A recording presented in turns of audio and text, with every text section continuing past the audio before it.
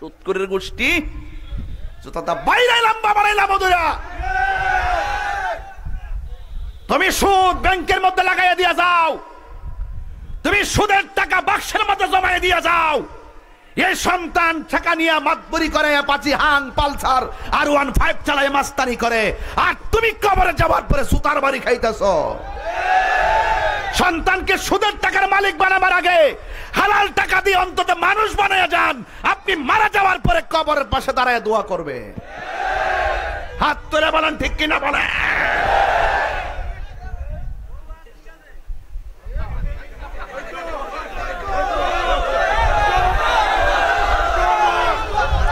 কথা বলেন ঠিক কিনা বলেন। আরো বড় করে বলুন, সুদ কি হালাল না হারাম?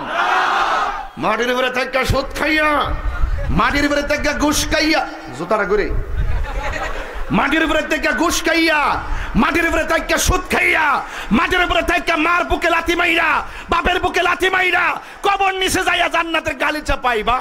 বাহ, শখ কত। জুতার বাড়ি রেডি আছে না নাই? আরো জোরে কও।